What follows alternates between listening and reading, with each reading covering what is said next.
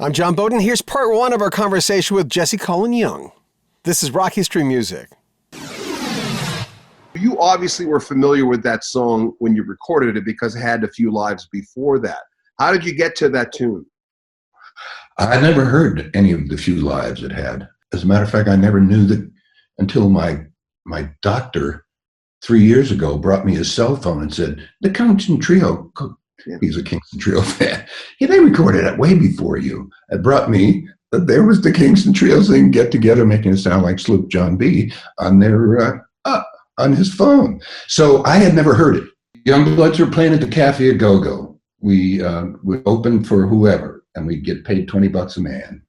But we could rehearse during the day for free with a sound system.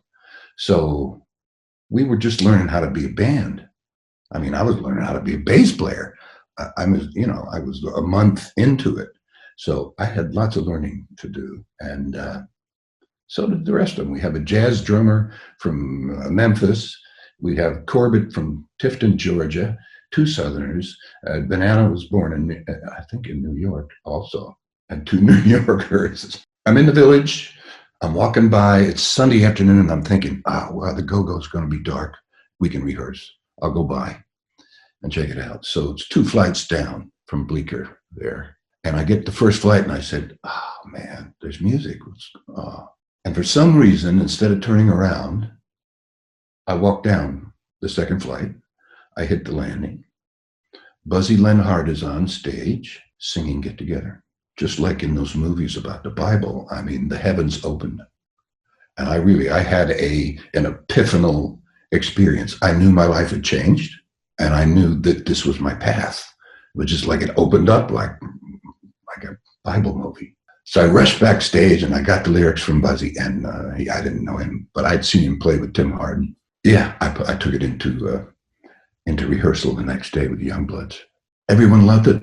Bands always do come apart from their weaknesses and their eventually, but boy, we were still coming together. We were learning how to be a band at that point. What the labels say when you record it? What was their reaction? It's 5.5 minutes, There was no pressure on Get Together to be a single.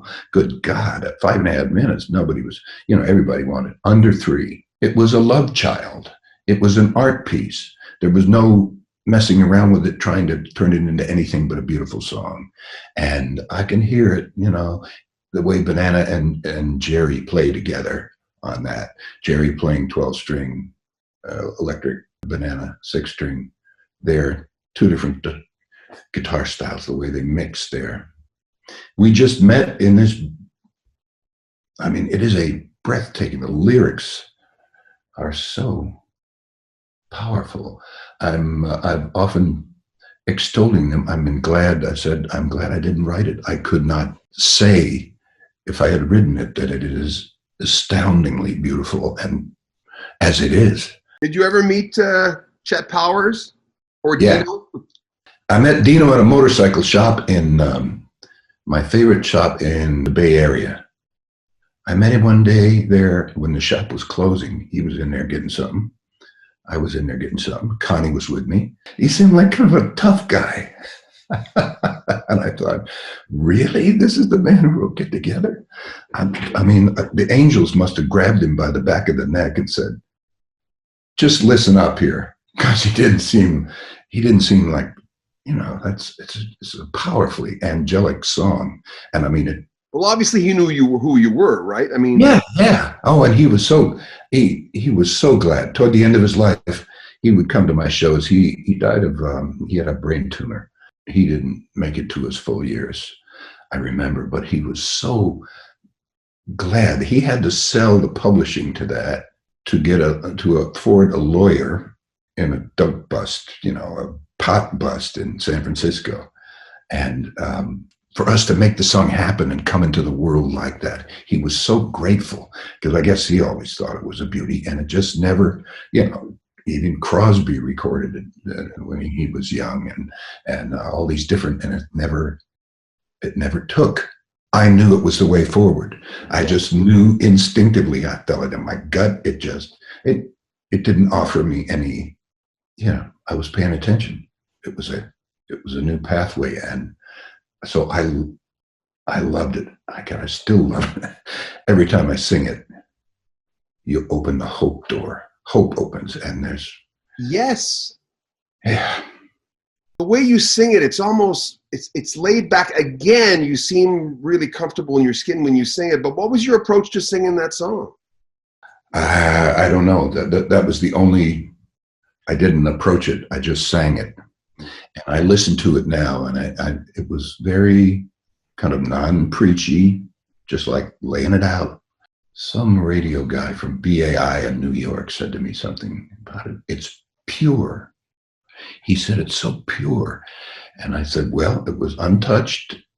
Nobody laid a commercial figure on it because it was way too long and didn't have a zippity beat or whatever. So I adored it. I was swept away with it, and I listen to it now, and the guys joined me there. So we went with a video crew. The cell phone footage wouldn't do, and when we looked at the videos, because we had, Thompson was just, and the graveyard scene, and it was so beautiful. We thought, well, we're going to put this up like a little film. So I think we had come up with the name, what is this, Tripping on My Roots? And so Connie and I said, well, God, we're going to need a theme song. So we sat down after realizing that we were on a brand new ride, and we had to put a theme song on it, and wrote Tripping on My Roots together. Just a little kind of a short. That's why I'm la-di-dying a lot at the end. We never got around to the second verse, but we have written one since. But yeah, that was the beginning. That open tuning finger picking, I haven't done that stuff since I was a folkie. I let that go. Youngbloods, I'm a bass player all of a sudden for 6 years. I'll play guitar at home, and a little acoustic on stage. But the guitar playing on this album is unbelievable. Well, yeah, I'm so barely. It just caught me at the right time when I'd had 2 months of practice. I was ready to make the jump. I didn't know I was ready, but I always take the jump and then say, yeah, I'm ready. Remember, subscribe to our channel, share our videos, comment on them, but share them on social media. And the subscription thing is big. And buy a t-shirt. We love our t-shirts. There you go. Rock History Music, that's our biggest channel. I'm John Beaudin from Rock History Book.